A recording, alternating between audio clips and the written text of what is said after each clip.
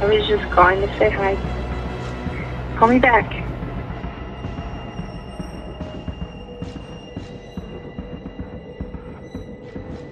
Hey guys, welcome to Timeless Mysteries Live Edition. Jennifer from Crafted Evidence is supposed to be here, but we're having some technical difficulties. And we've got some pretty interesting stuff here for you guys. If I can figure out how to turn off this music. Here we go. There we go. Hey guys, how's it going? How's everyone today? Hey, Maribel. Hey, Gail. Hey, Sidewinder. I think Crafted is back. Hey, how's it going? In the dark. Oh no, the power went out, huh? The power is out. We've got a flashlight and a candle, guys. Hey, Lauren. Hey, Carrie. Crafted is in the middle of a tornado warning, I believe. The tornado, if it did touch down, I haven't seen that it did, but if it did, it's over now. But the aftermath is no power. So, wow. Well, hopefully it comes back on. Hey, Wheels of Life, how's it going? How's everyone's Sunday? So we've got a few things to talk about today. I'm trying out some stuff. I've got a kind of like more like a slideshow for you guys to kind of go along with what we're discussing. We're going to talk about Chris Watts and Shanann Watts before they were married. And we're going to kind of talk about their early marriage. And then we've got a couple other things to talk about that's not Watts related. But it should be an interesting tonight.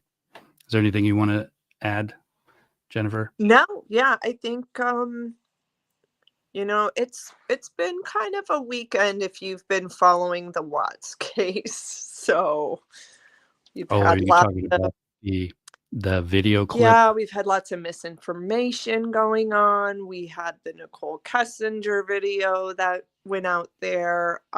So yeah, I guess we have a little bit of everything to talk about tonight. Yeah, I think that video was definitely her. I feel a little weird that somebody recorded that and posted it online at a funeral, though. Well, I think the family probably wanted to live stream the service, right? And then you have to think that the only person who had access to it was her friend Danielle, who it was her mother's funeral. So did Danielle leak the video? I mean, unless someone at the funeral home did, which is very possible because that's who owns the rights to that video. I'm sure you saw, Rob, people are going back and forth arguing about who owns the video, who had it first. And it's like, who cares? Obviously it's the funeral home's video. Right. But it's very low quality. So I don't know. It looks more like a clip from somebody's cell phone to me. I think if it was something live streamed, it would be more HD, especially if you're paying for it at a funeral. But that's just my thoughts. But yeah, I saw that and I'm like, whoa, that definitely looks like her. And then it looked like a funeral. Like I was like, this is a little weird. But at least we know, at least I believe that she's not in witness protection anymore. I have always thought she was, and now I don't think so. Right, or some type of protection. Someone asked who was the first to post it. I'm not gonna lie, I don't know. For me personally, I saw it on TikTok about mid-February, but I just didn't want to do a video about it. That video is that old, from February? Yeah, I mean, someone posted it on there in February. But at that time, I wasn't even sure if it was her. It definitely looks But like her. I it mean, does. it could be somebody else. It is uncanny how people look the same sometimes. Like, I'm Yeah. thinking of that girl from, what is it, Stranger Things, who looks like that actress from the movie Big, one of my favorite movies. I thought, like, that was her daughter or something. Like, they're almost identical, but completely unrelated. Yeah. The name, what's the name for that? Doppelganger? Is that what Yeah. it's called?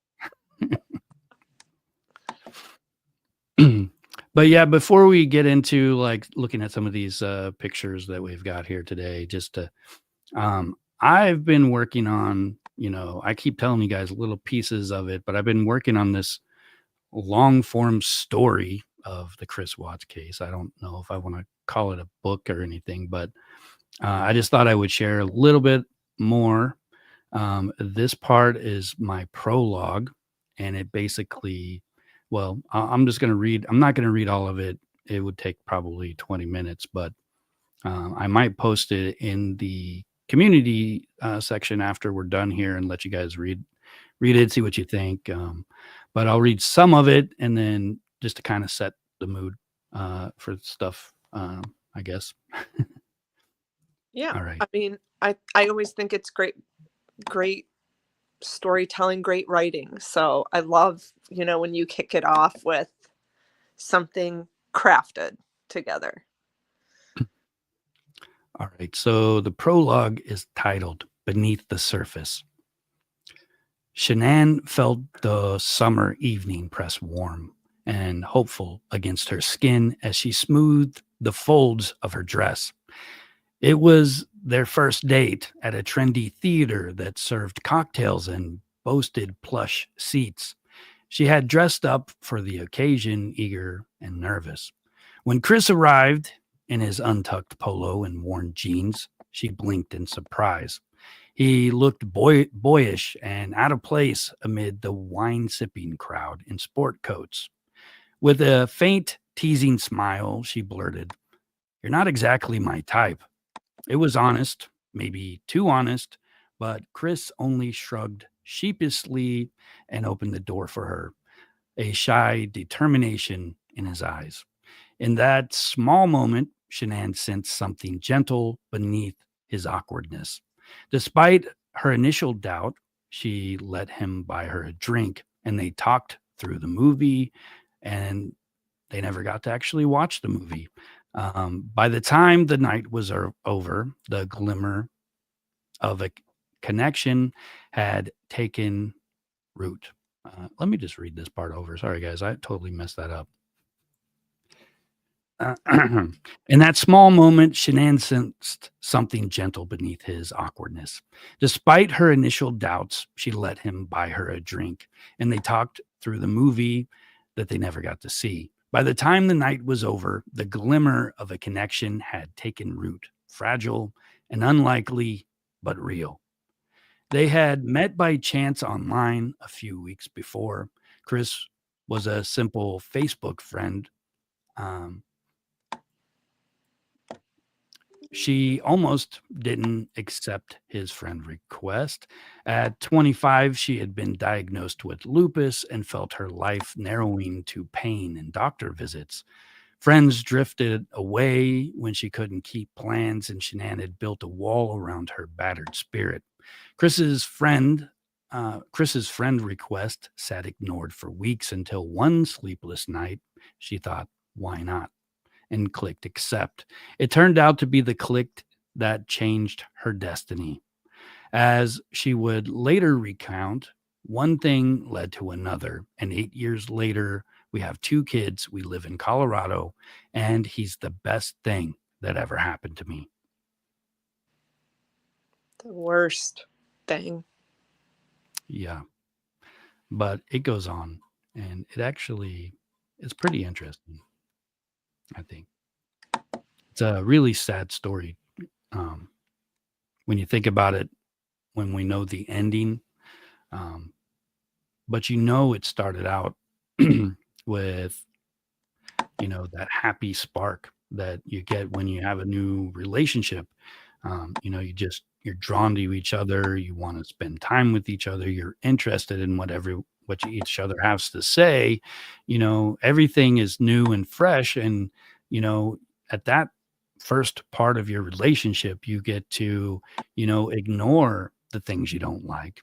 It takes a while before those things start, you know, weighing on your mind, and, you know, your smiles turn to, just a regular face, not a smile, not a frown, but, um, over time that happens. It's normal. And you kind of got to work at, you know, keeping an interesting, keeping your relationship interesting to each other. And I don't know what happened exactly, but, you know, Chris was definitely in that place where he wanted a different life.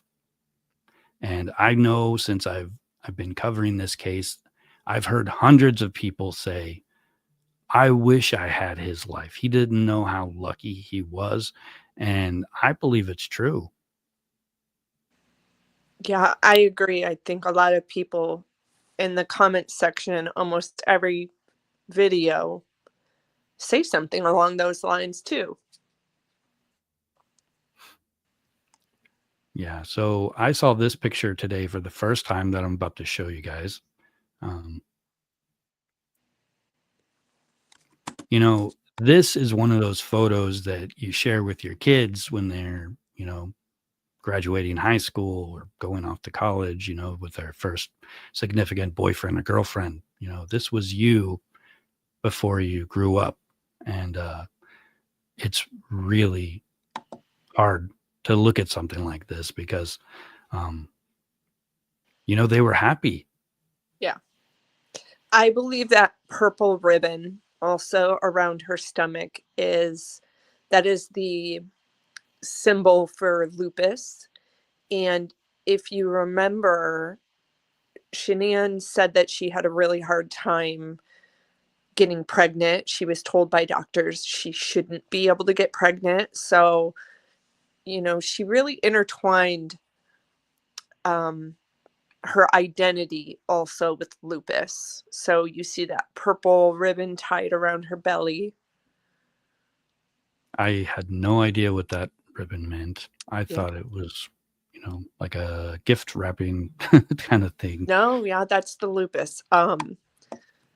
And she did a lot of runs and raised money for lupus. So she was really big on that. I probably notice it a little more because I also have an autoimmune disease as well. So my ribbon is for MS is yellow, but you'll notice a lot of purple. You'll notice purple in the wedding photos too. Huh. Yeah, I remember reading that in the beginning of their relationship, Chris was very supportive of her illness and, worked really hard to help her feel better. I think that was part of the reason why they ended up together. It's just Yes. weird how it changed. I But there have was a time when Chris Watts was just a devoted husband, captured in moments of tenderness, like kneeling to kiss his pregnant wife's belly. Now his name evokes only darkness. Perhaps behind bars, he's found some semblance of redemption, but the shadow of his monstrous actions will forever cloud any memory of who he once was. And that's what I see here in this picture. This picture makes me really sad.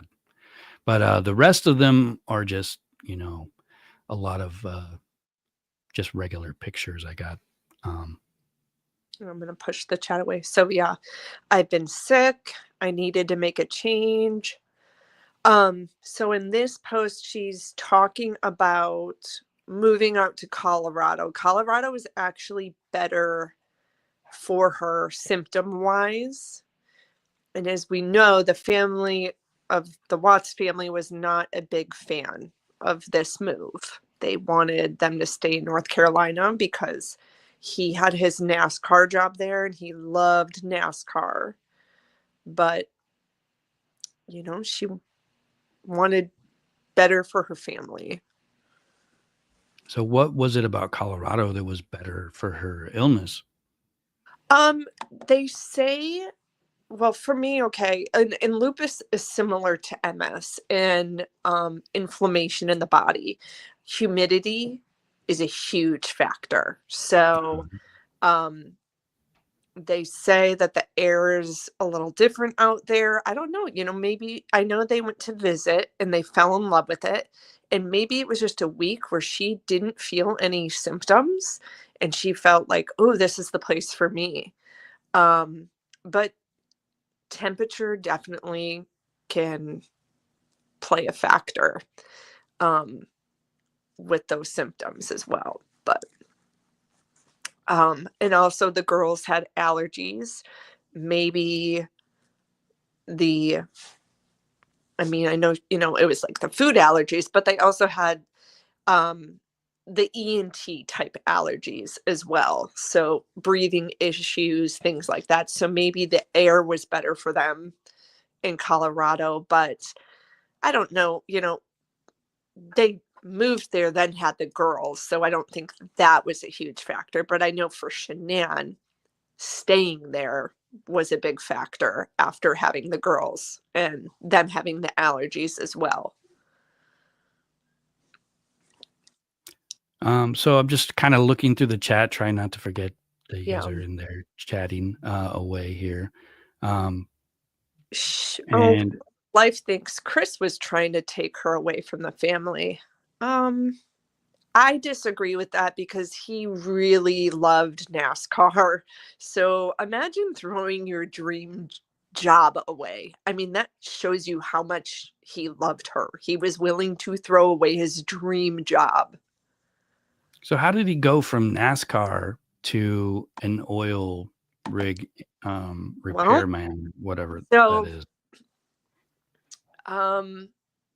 I think that it started out as like an internship type job, doing NASCAR. And then somewhere along the lines, yes, then he moved to the dealership, maybe higher paying job opportunity. Maybe, NASCAR is a great name, but we all know that just because something's a big name doesn't mean it necessarily pays very well.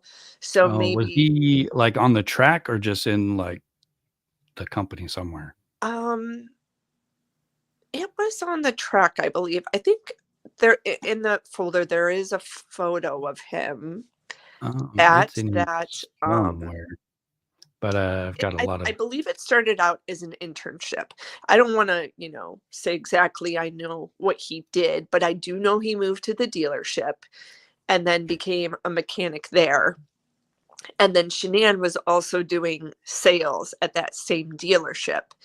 And because he was having, I believe, carpal tunnel issues, she kind of talked him into leaving that line of work and getting into the oil fields and the Anadarko. Cindy and Chris's relationship was not normal. I don't know because I was not there. I did find it interesting in the book with Sherilyn Cadle. Cindy said she didn't get along with her mother, so that would be Chris's maternal grandmother. But he, in the book, said he spent a lot of time with his grandmother and loved her. So it was interesting. It makes me wonder, why did Cindy not get along with her mom? Yeah.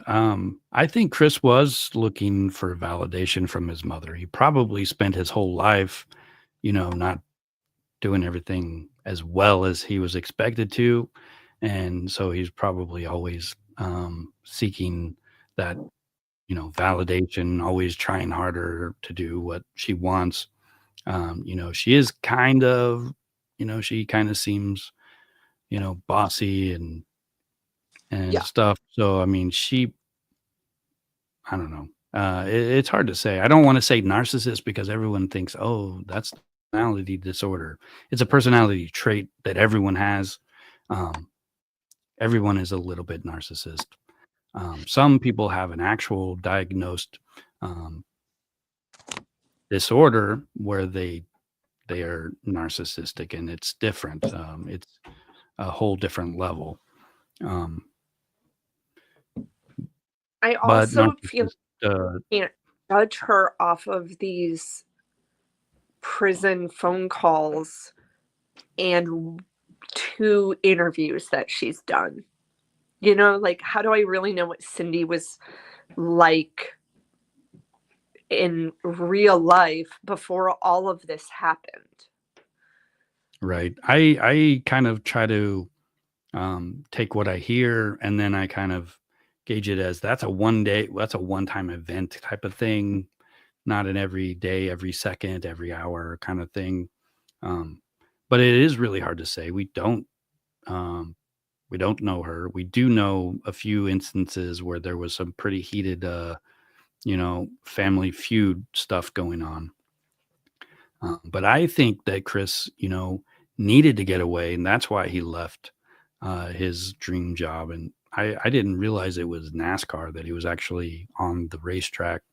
Yeah, But that I would search for us, but oh, guys, I'm sorry. but yeah, Yeah. I think he needed to get away. He needed to be independent, and for his whole life, he probably wasn't allowed to be completely independent with a personality like that in the household that's that strong. You end up Right. either doing what they want or arguing all the time, one or the other. And I don't think Chris and his mother argued, from what I hear from, other people who supposedly know, but they could be just people talking. you know, I don't, you know how it is with the internet. You never really know what's true or not. I don't think Chris could argue with anyone, but I do want to read this comment from Wheels of Life.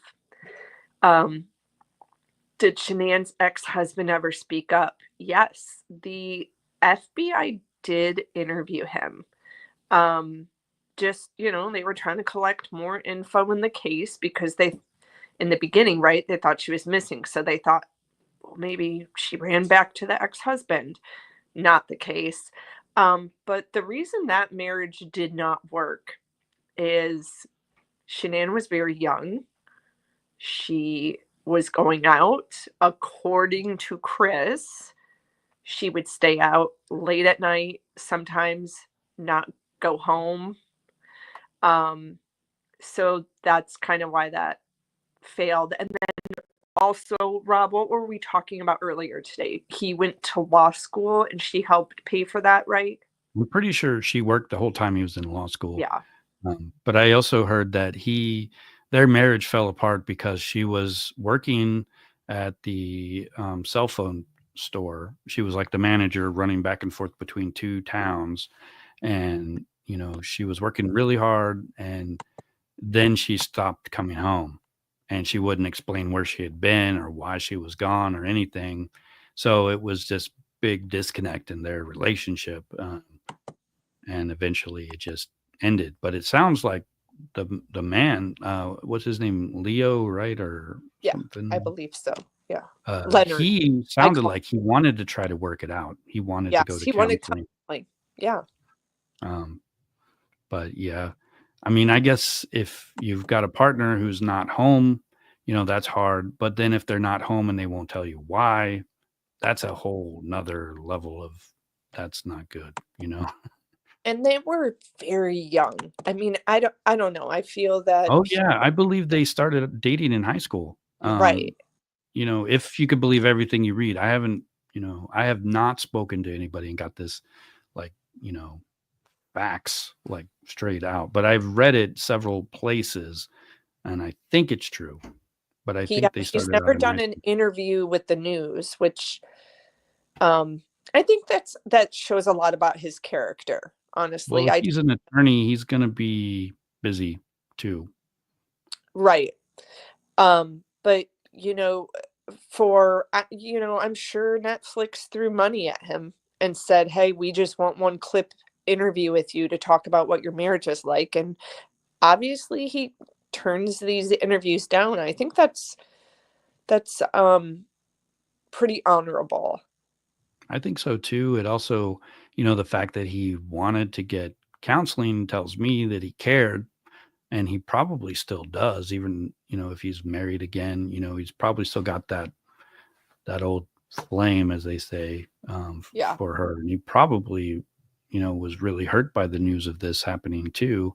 I mean, I don't know if one of my exes from years ago, was murdered, I would be, shocked. It would be hard to deal with. Right. He probably also has some feelings of, maybe if I tried harder, this all wouldn't have happened. I think everyone in this case probably blames themselves in some way or another. And that's terrible because we all know whose fault it is.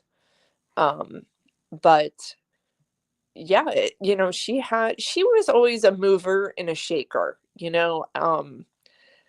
I personally, people might not agree with me on this, but when Shanann met Chris, she was just diagnosed with lupus. And when you're diagnosed with something like that serious and you're feeling your worst, you open yourself up to things you normally wouldn't. And part of me feels that that is really the only reason she let Chris in, is because she was just feeling terrible and not, really in the right mindset, because typically he was not her type. And she even said it openly. And once she started to get better, they were already married and had kids, and she wasn't. Oh, that's interesting. I think of it because when I think of myself at my worst, when I was diagnosed with MS, it's you're thinking differently, and also, like, not even an autoimmune disease. Think about when you're depressed. You go through something really bad and you might accept behavior or people in your life, and you're coming and going in your life that normally you wouldn't, or hanging out with a different crowd. I feel like she let him in when normally she wouldn't have. And kind of convinced herself, like, wow, he's such a great guy. He stood by my side at my worst, when really, I wonder if other people told her, hey, he's really not your type, I would avoid. But I don't know. It's hard to.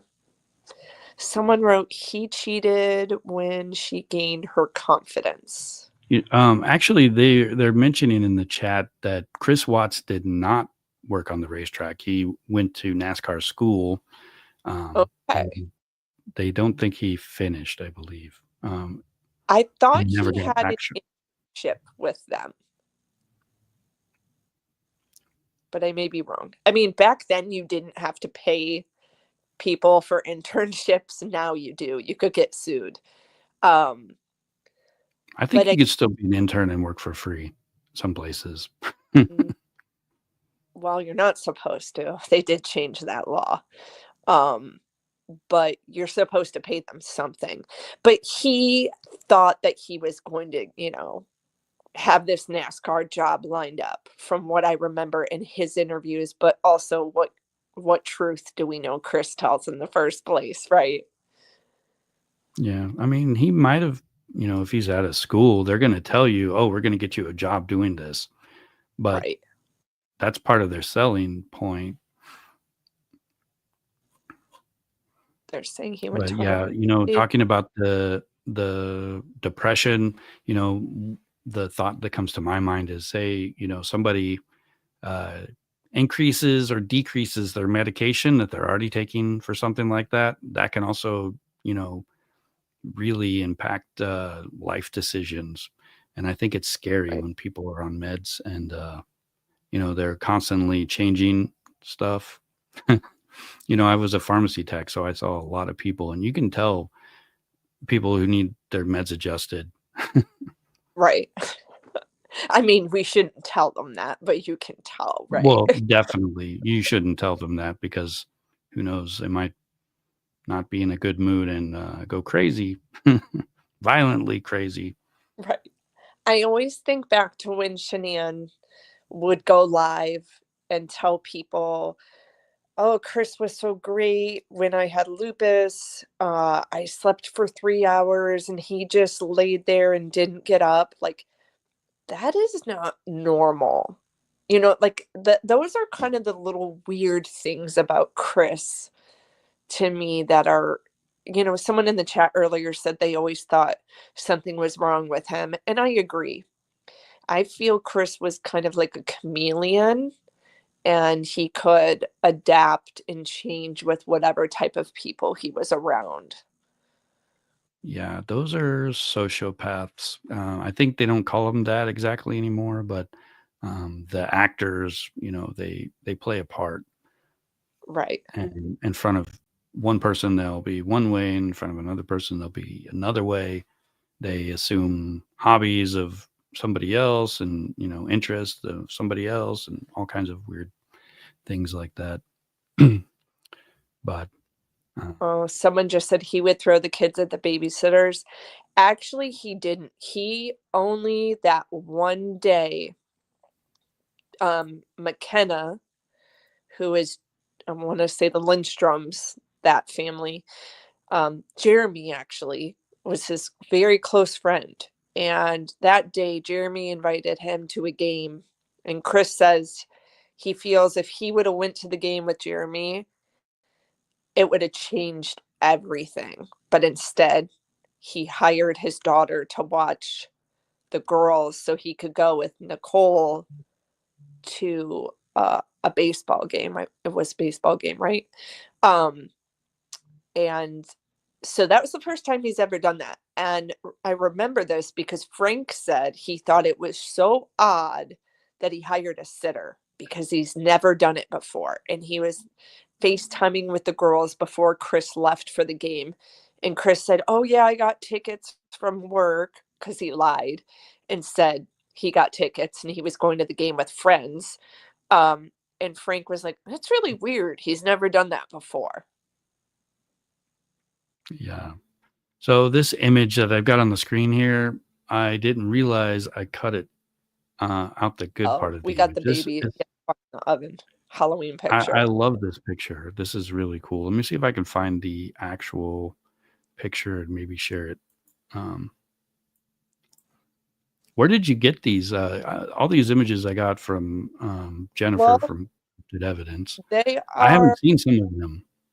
they were on her Facebook page. And although the Facebook page has been scrubbed, there are people who have uploaded them and they're out there.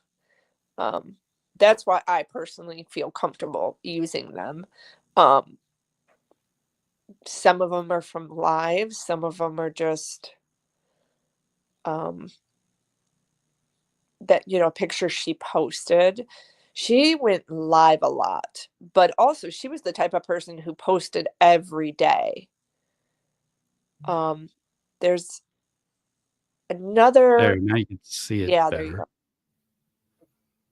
But I've never seen anybody dress up like this, and this is just looks like they had a lot of fun. I'm sure a lot of people have done this because it's kind of a cliche to say the bun in the oven, but I've never seen anybody actually dress up. She's got her timer on there with the due date and stuff. I mean, that's really, really cool. I have to admit, sometimes Shanann made him do some really ridiculous stuff.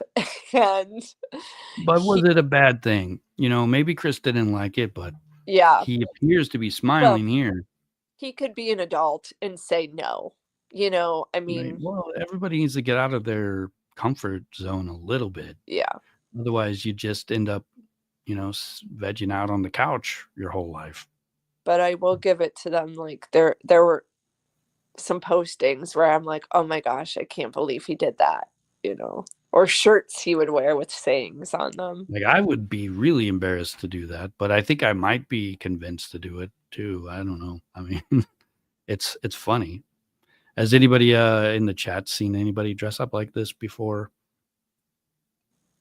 I know I've seen the idea on Pinterest because when I was pregnant, I looked up pregnancy costumes ideas and I saw this one. I've seen one where you like make your belly into a pumpkin.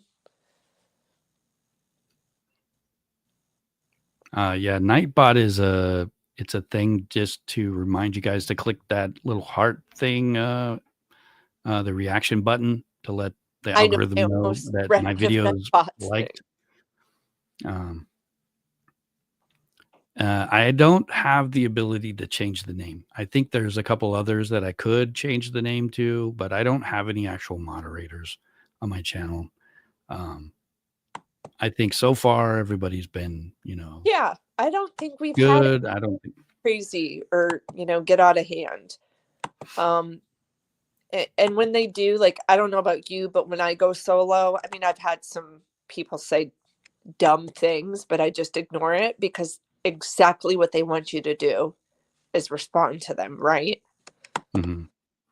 But yeah, I don't think I could see the little likes and stuff because I have to watch this through StreamYard to share this Yeah, I'm watching extra it through stuff. StreamYard tonight too, which is But if you guys can make sure and click that heart button, like, click, click, click a whole bunch of times, it'll be good for the you know algorithm. what? And since you bring that up, I just want to thank you guys. You all have been like coming back, and I feel like we've built a little community of people, and I feel like it's so cool. I get really excited when I see the same names on here, like Mirabelle. We know you drop in a lot. I know Down the Rabbit Hole pops in a lot. Wheels of Life is talking about when his wife got pregnant, he deleted all of his socials. I was going to type in the comments, but I think it's easier just to say it. But I read at least a dozen parenting books before my kids were born. And I think I was pretty much an expert by the time that kid was born. And then by the time my second kid was born, I had already forgotten everything that I had learned, I think. I've been keeping photos off of social media lately of my kids. I think more because AI freaks me out that you can take an image and change it into whatever you want. So that's one reason I don't know exactly how they do that, but I've tried making images. I tried making an image of Brian Koberger. I just wanted a guy walking down a hallway in a hoodie, right? Right. And I got a trial for one of these AIs, and it was just weird because it would start out, it would show his face, and then like half of his head would disappear, and then like he'd have half a hoodie, and then he'd be walking forwards and backwards at the same time, almost like one of those weird dreams you have and you can't remember why everything was like weird. It was like you were walking forward but you were facing backwards, that kind of thing.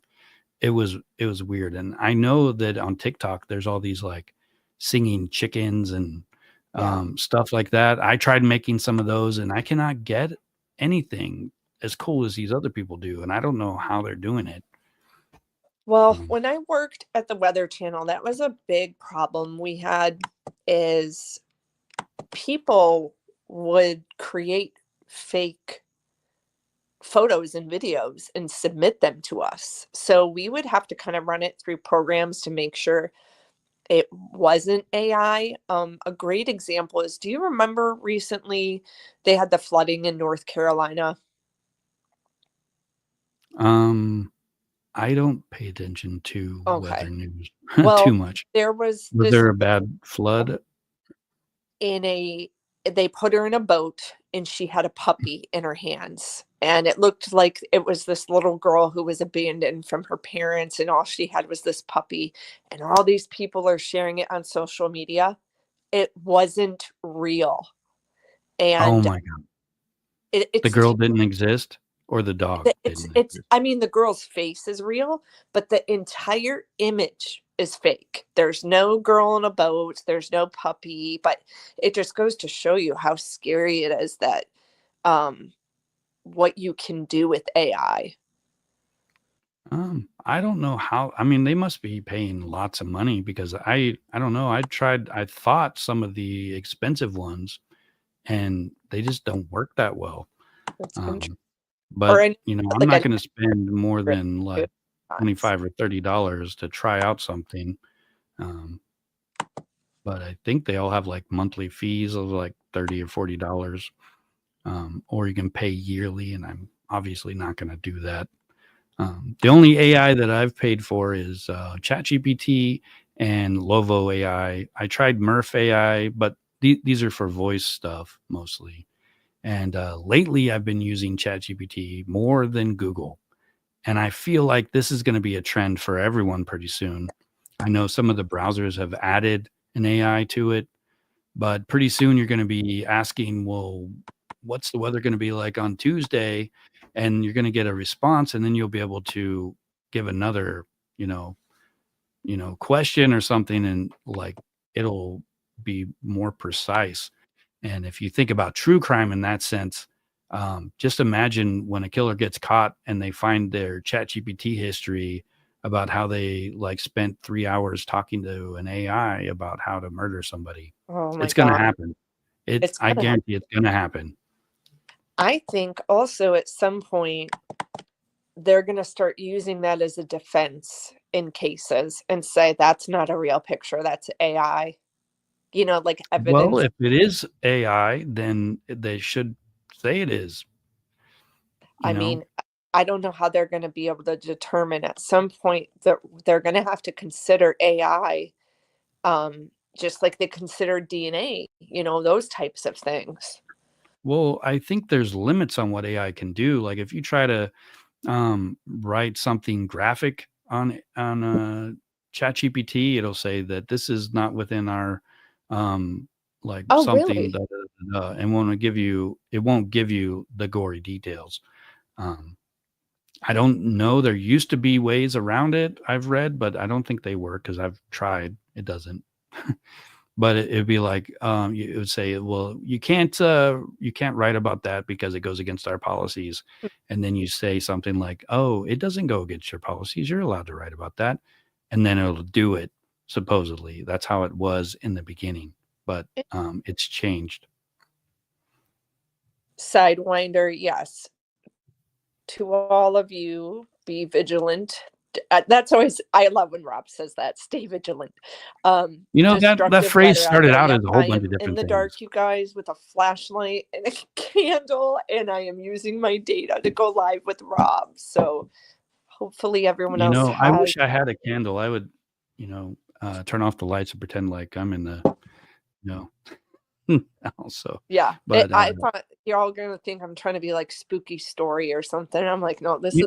I was thinking about this the other day, actually. I was like, we were talking about doing something with the orbs, and like Yes, then we were talking about my old ghost channel, and I'm thinking about how cool would it be if I like, it's dark, I got a flashlight on my face and I tell a ghost story. That would look pretty cool, I think, on a live stream. Yeah, that would. Maybe No, not. But I'm like, what am I going to use for lighting? And then I was like, you know what? Rob should really tell one of his ghost stories with a candle and a flashlight. I actually thought that. Oh man, I've been working on this horror story for a while. I got the idea one time when I don't know, I was doing a ghost story, like a historical ghost story. Well, a historical history of a supposedly haunted place, I guess you should call it. It's historically haunted, but nobody's ever verified that it's actually haunted, those kind of stories. And I called it the Yonder Man. And I had a YouTube coach at the time, and I explained to him my story, and he was like, "Oh my God, that is so scary." And I never worked on it again, but I probably should. I'm also Definitely. working on an action story for my kids, but I don't think it's ever going to get finished. Every time I read a chapter or two, they're like, "Oh, you should change that," and then I change it, and then it ends up way different, and then I have to start all over again. Wow. Okay, I gotta grab a charger really quick, but check the chat at Gail's question, Rob, about have you ever I have had a book not published? had any books Be right back. published yet. Gail asks if I've had any books published. I've never published anything really, unless you count on You need a YouTube. flashlight. But you know, I've been writing for a long time. I used to enjoy writing like stage plays. I would do stuff in community theater with like the 24-hour plays. And when I was younger, I wrote all the time. I was studying psychology, and then I switched my major to creative writing.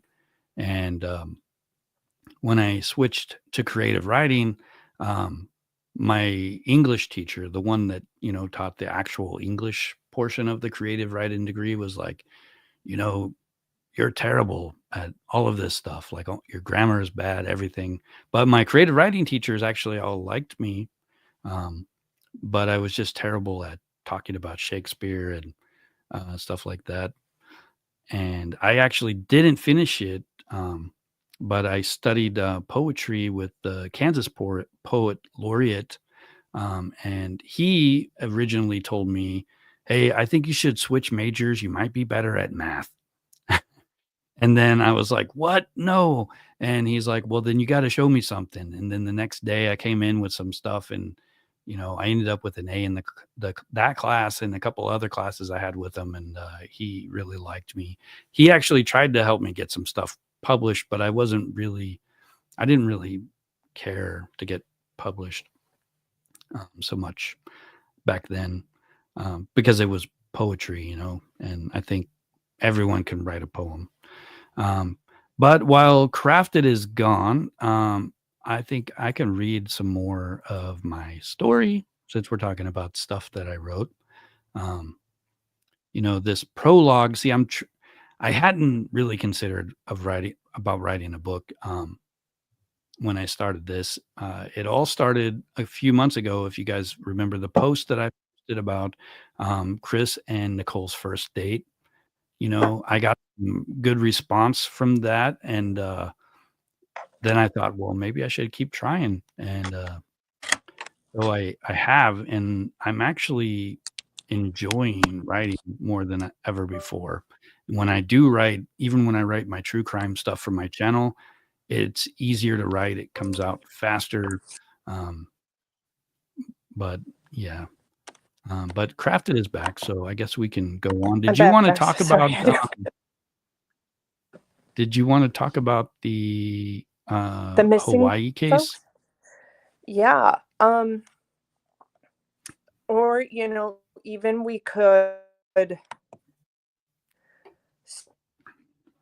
start out with, you know, Rob and I have been chatting with a private investigator who's working the recent case. Ooh, sorry, guys. It is a mess today. Okay.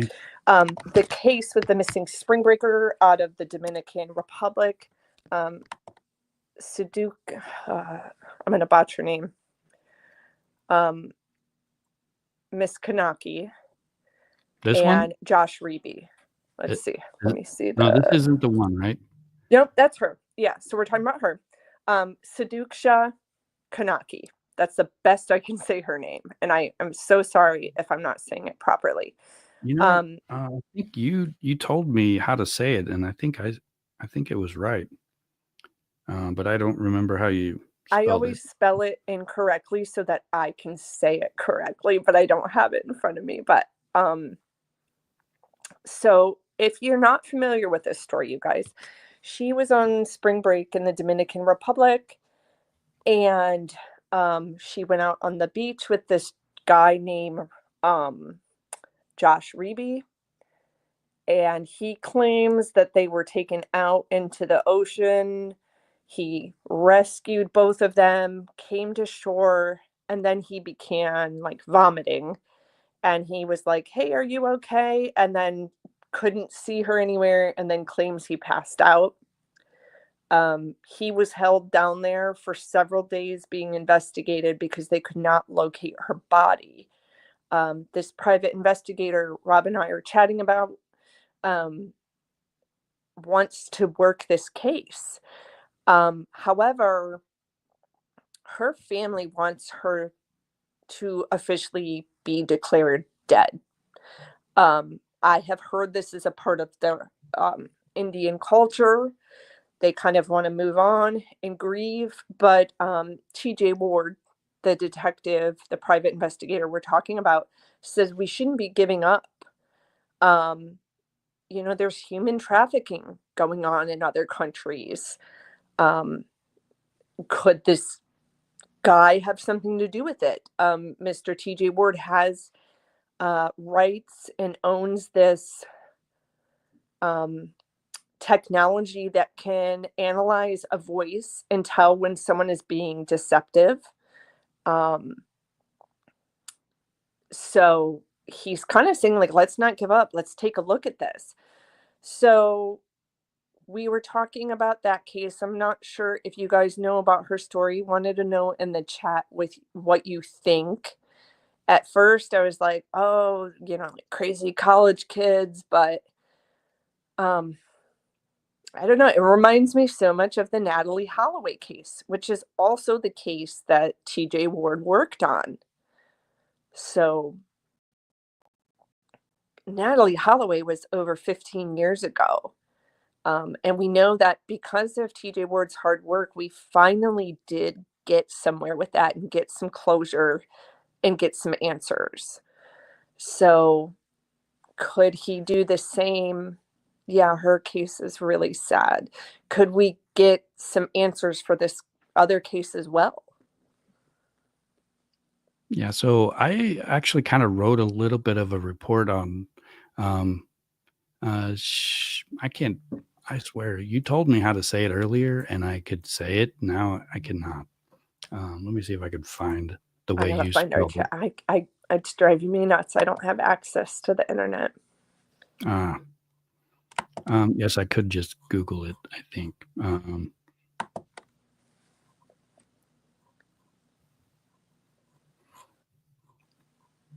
Seduksha, I think. Or I don't think that was it. The last name was Kaniki. pretty easy to say. Kaniki, yeah, it's easy. Kaniki.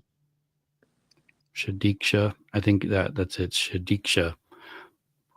But I can't find where you said it.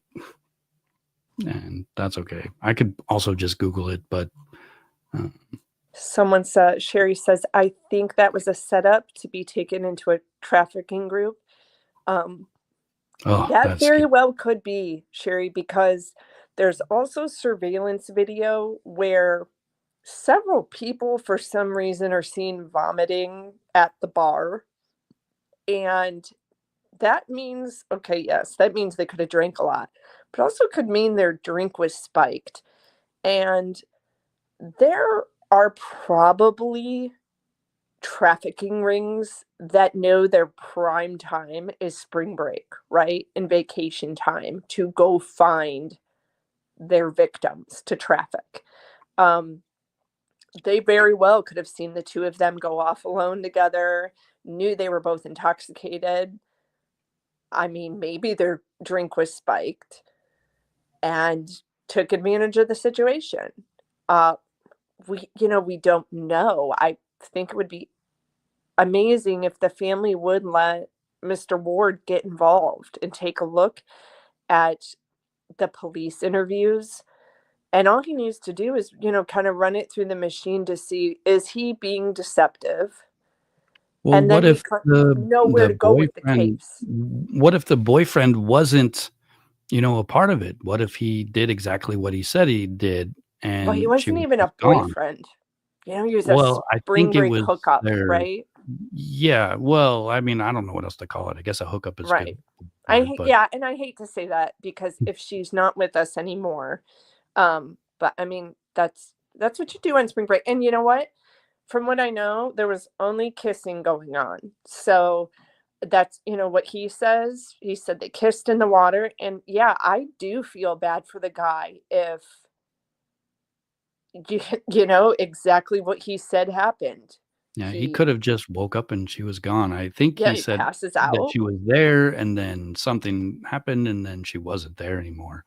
Um, it isn't that clear. I haven't spent a lot of time researching it, but I did get a kind of a good summary that I could share. Yeah, let's do The it. Just authorities in the so Dominican Republic have scaled back the search and rescue efforts for the missing University of Pittsburgh student.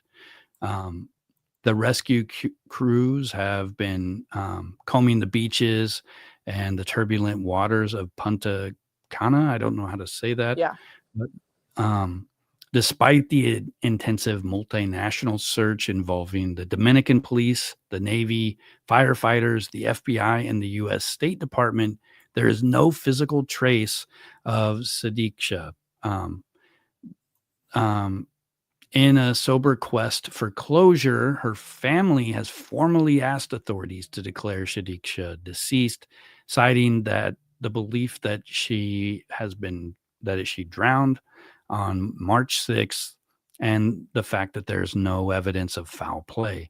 But I think it's important to note that all of the parents' information is coming from authorities. And while it might be true that there's no evidence of foul play, that doesn't necessarily mean that they're correct, you know? And I Right. think that looking into it further is definitely worth knowing, because 20 years from now, if you're like, well, what if I would have, searched a little bit harder? Um, you know, just a little more effort, I think, could go a long way just for the closure alone, Right. especially if they can actually find some evidence to prove what happened. Maybe it did happen exactly how it looks. Maybe it really was Mhm. just an accident. But the Dominican officials concur that the case appears to be an accident, a young life claimed by the sea.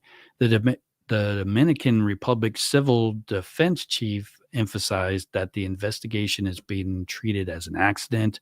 There are no indications of violence or crime.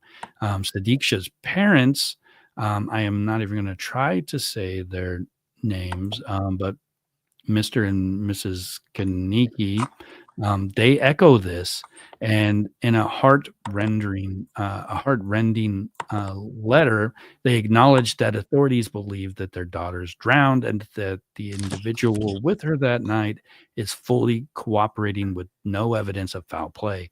On March 18th, they tearfully told reporters, "It's with deep sadness and a heavy heart that we are coming to terms with the fact that our daughter has drowned." I think it's also important to note that, and if you looked at the news in the last couple of days, the gentleman who Joshua Ribe, I don't know how to say his Reby, last yeah. name, Reby. Reby. Mhm. Yeah, Joshua Reby was in the Dominican Republic, right? And the Dominican Republican government kept his passport.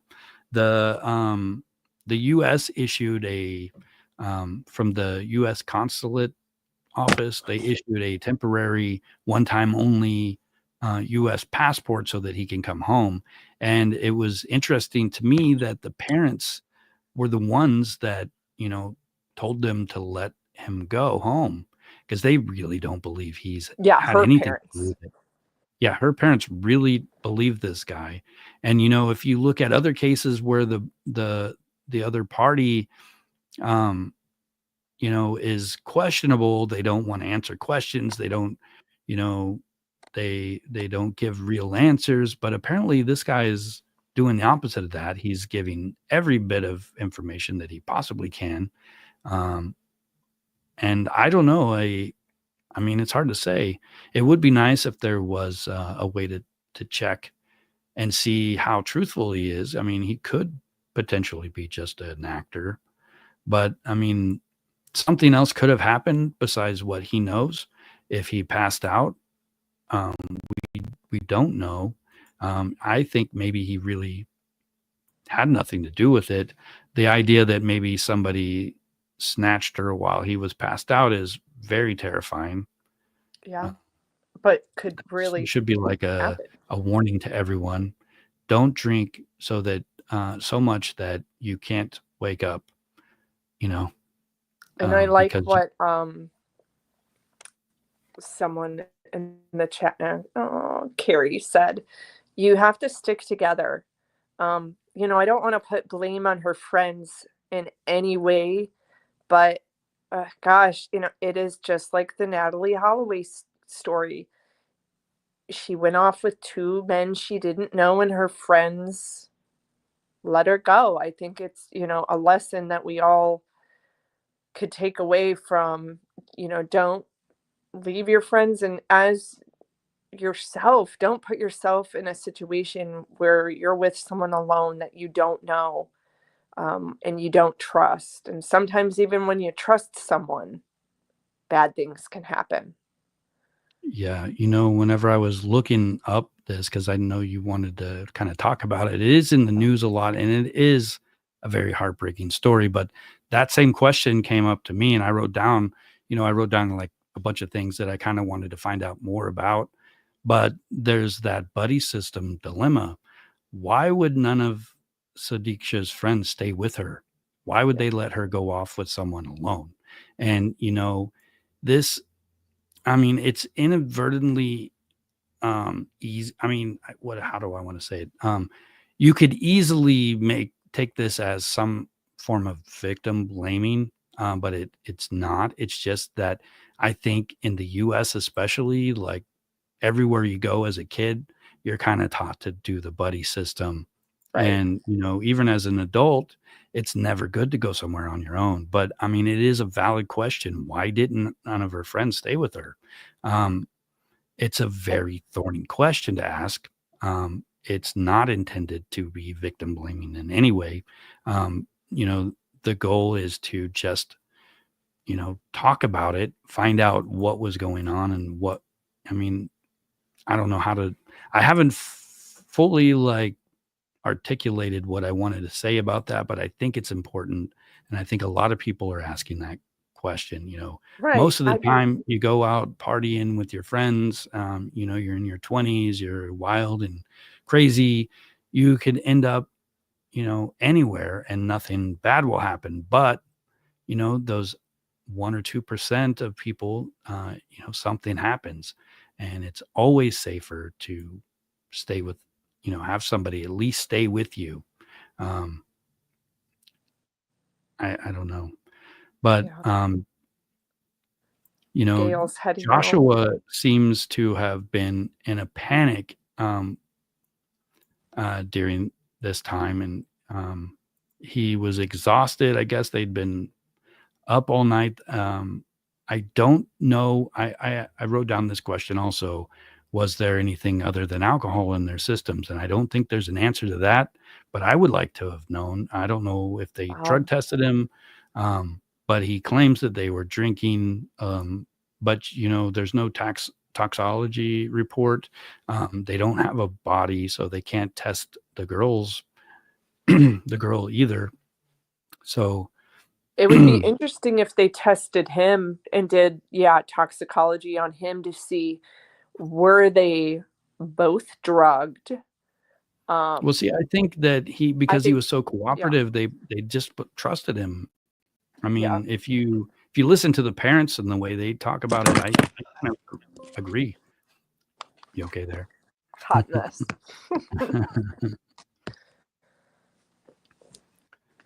But yeah.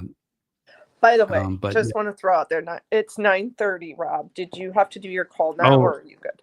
Yeah, I have to call my kids here in a little bit. Okay. We still got a little time. I think we could talk about a little bit about the other case too. Yeah. I just wanted to make sure. TJ is going. He's getting ready to go to Hawaii. It's 10:30. What? It's 5:30. So 5:30 here. Oh, you need to go. Your time. Okay. No. I just want to make sure that you didn't miss your call, because when we get caught up talking, sometimes I don't look at the clock. I'll probably have to end this in about 10 minutes or so, but I thought we can end by talking about the missing girl in Hawaii. Yes. So TJ Ward, wants to go to the Dominican Republic and look into this more, but I think that the parents want to let this go and mourn. And he said he will not do that without their permission. So very respectful of him. But he has been reached out to by another family in Hawaii. And so did you write a little bit about that one, Rob?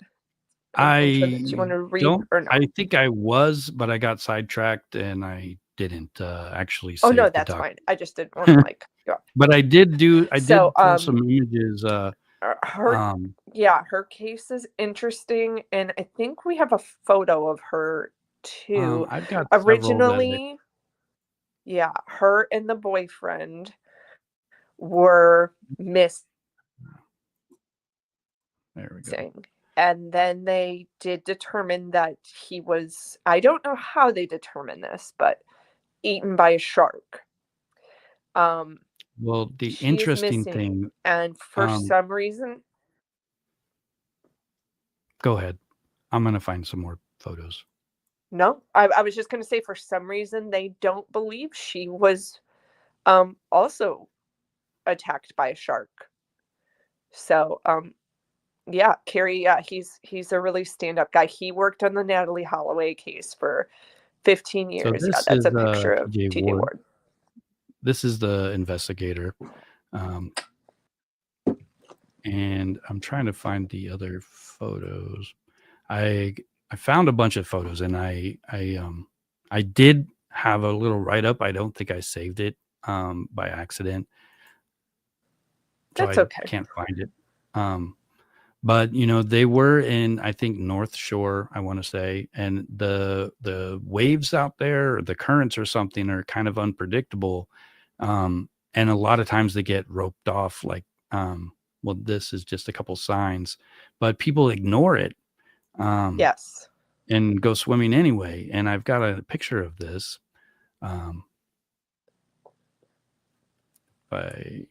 A lot of people don't know this as well. Hawaii is a big human trafficking hotspot. Yeah, see, that's what TJ told me today when I mentioned that I looked into it a little bit. He says I think he said he was getting ready to go there and help investigate that. But they did find the boyfriend. Yes. But they haven't found the girl's body, and he thinks that it's possible that she was taken, just like kind of how you just described. And I had never considered that. I assume that she's also missing, like, just, her body didn't wash up on shore, but he mentioned that her clothes would have. And that's kind of gave me chills when he said that. Something would have washed up from her. Yeah, even an article of clothing, right? Something, yeah. A sandal, a flip-flop, right? Yeah, I have family stationed in the military in Hawaii, and one of the first things that they were told, because they have young daughters, they were told to be very vigilant and watch your children, because trafficking is big on the island. So, it is heartbreaking to think that there are probably so many deaths out there that you think are one thing, but they really were another. Yeah, Silver Fox. We're actually talking about a different missing person. I think we're talking about the other. Yeah, it's her boyfriend. So this is her boyfriend. And his body was recovered. The Dominican Republic case, it was just 2 college students that met there at the bar. And he is alive, and he was the one who was investigated. How do traffickers control these young people? Yeah, I think, Rob, if you even want to speak on that. Well, I don't have any I mean, that's what I would assume, Right. if if you look at people who are in like I don't know. I know this is different. This is a missing person, but people who are in prostitution, they've got boyfriends or somebody controlling them with the amount of drugs they're given. These people don't look like they were into drugs, but that doesn't mean that if they're kidnapped, they're not going to be forced to become addicted to drugs. And once they're addicted, they will do anything to get more drugs. I think that would probably be the most logical way, the easiest way. The other way would be, like think Taming of the Shrew. Um, the guy locks his wife up in the basement and starves her to death until she decides to be compliant and a good housewife. That's a terrible story that is, one of Shakespeare's best stories ever. But people don't realize that's abuse. Right.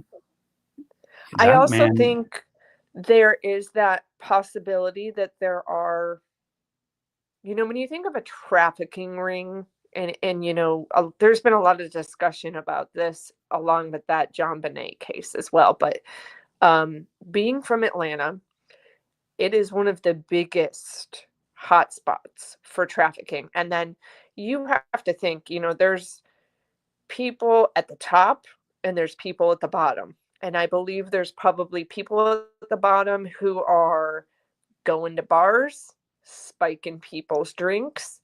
They're being told by the higher up people, we want a girl with blonde hair, blue eyes. Go out there and, you know, go to this area, go to Miami for spring break and start looking for those types of people, spike their drinks. I mean, something simple as that, where they're premeditating the type of people they're looking for and going out there and getting that, and it might not even be with the group of people you're hanging out with doing the trafficking, but they're among you, and you turn your back and they slip something in your drink, boom. this is a little bit different, but I remember one time I took my kids to this, I want to say it was a children's museum. They had this big play area, and some girl took my kid who was about 3 or 4 at the time, like out of the room, Yep. into another area without my permission. And like my first thought is, oh my God, is she trying to trick him? Because, people who are captured by these people will get, benefits for finding somebody else to bring with them. And, like whenever he went somewhere, I think it was harmless. I mean, obviously it was harmless, but I mean, it was the scenario that you see in movies and stuff. Some kid took my kid out of that place and went somewhere else without my permission. And she could have easily like convinced him to go do this and then get snatched up and disappear forever. Right. I mean, you see it with kidnapping cases all the time, but they've taken it to another level. I mean, like, Well, adult kidnapping was more like, I wanted kidnapping a is still baby. kidnapping.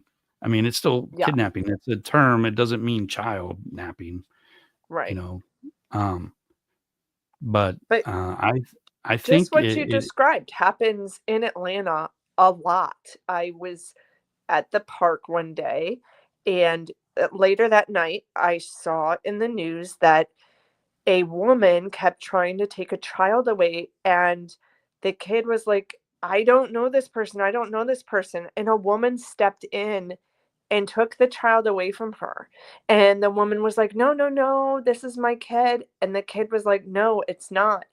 And, they filed a police report, but the trafficking people often hire women because it's maybe makes the child more vulnerable, to be like, oh yeah, I'm gonna go with this person. Um, and that's sad to it think that really is. women also even play a part. You think about that case, um, Elizabeth Smart, who was kidnapped. A woman had a role in that too. Yeah.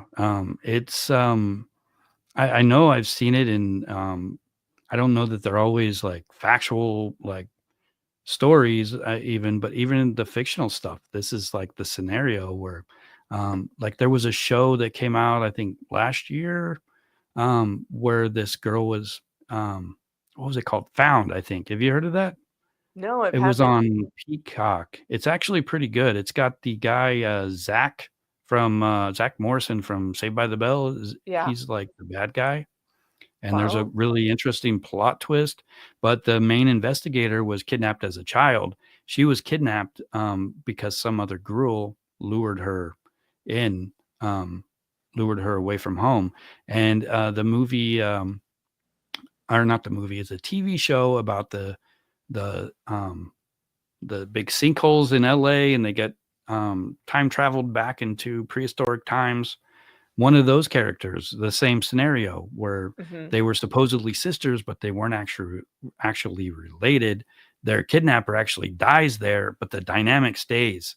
You know, they're still like sisters. The older sister is telling the younger one not to tell anybody anything still, you know. And that psychology stuff is very interesting to me. But yeah, Carrie says that parents must always be a little scared for their kids, and that's true. But they say stranger danger is not always the problem. Right. Could be It's family people too. that are going to Yeah. steal your kids or hurt them in some way. So I don't trust anyone. My ex, the mother of my kids, she trusts people more than me, and I worry. And but I have to like put it out of my mind. Hopefully, I can teach them. If something happens, they better say something because Yeah. it'll get taken care of. I think it's conversations you have to have with your kids. And, I know you too, Rob, like, I don't ever want to talk about our kids too much and identify names, pictures, anything like that. But, my daughter's 5 now. She wants to say hi to everyone. And it's Mhm. hard and heartbreaking to try I feel like I'm breaking her spirit, but telling her, we don't need to say hi to everybody. You can't trust everyone. And I hate doing that, but it's not the 80s anymore. Like, remember when you could Well, I don't run think you out could and go trust anybody play? back then, but I think if you go through life without trusting people, you're gonna have a hard life. You have to trust people, and you just have to be cautiously trusting people. Yeah. You got to watch for things. If something seems off just a tiny bit, it probably is. If you're telling yourself that, oh, that guy would never do that, he probably is. Um, you gotta pay attention to everything, and don't just pass on those little gut instincts because we know stuff without knowing it. Our snap judgments are very important. That's part of our DNA. We're alive because of those snap judgments. All of our ancestors passed on their DNA because they survived using those tools that we all have. Everybody can use them. um, you just have to trust it. Yeah. But guys, I gotta get going. So once again, make sure you click that little button there that says, "Hey, I like this video," a whole bunch of times. You know, A and whole then bunch of times. I don't know. I hear other channels, they say something cool, but I haven't spent enough time to figure out what that little heart thing is yet. Anyway, though, like it's not an emoji, right? It's not a like. It's a I think I it don't is know. a like, Is because it a the like? Nightbot tells us if you're enjoying the discussion, Yeah, that's because hit I the wrote heart that. button. I wrote that. Oh, you're technically the Nightbot. It is Yeah. I revealed. set this up like 3 or 4 weeks ago, and I don't even know how it knows that I'm on a live stream, but it does. But yeah, I wrote that, and so anyways, guys, make sure you guys go over to Crafted Evidence podcast and like her video also. She'll probably, if she's not streaming this already there, she'll she'll do the playback there, so you guys can watch it over there as well.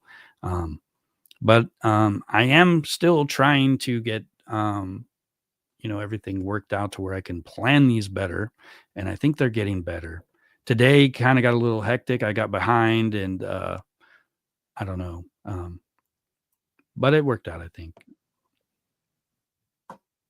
No, it definitely did. And I promise, if you're new here, this is not really normally how I do my lives.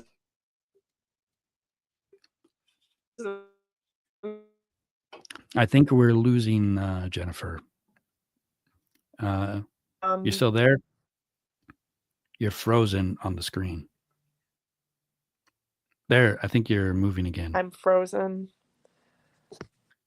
Okay. Yeah, there's some there we go. going Yeah, on. I said normally my lives are not like this, but I'm dealing with power outage and a 10% battery. So, well, at least there was no tornado in your area, right? That is right. Correct. All right. Well, thank you guys so much. Yeah, guys, thank you. And I will try to post that little prologue to my non-book book that I'm writing. Like, it's more for fun for me, but I'll share it with you guys. You guys can check it out, read it, and tell me what you think about it. And as always, stay kind, be vigilant, and always question the truth. I'll see you in the next video.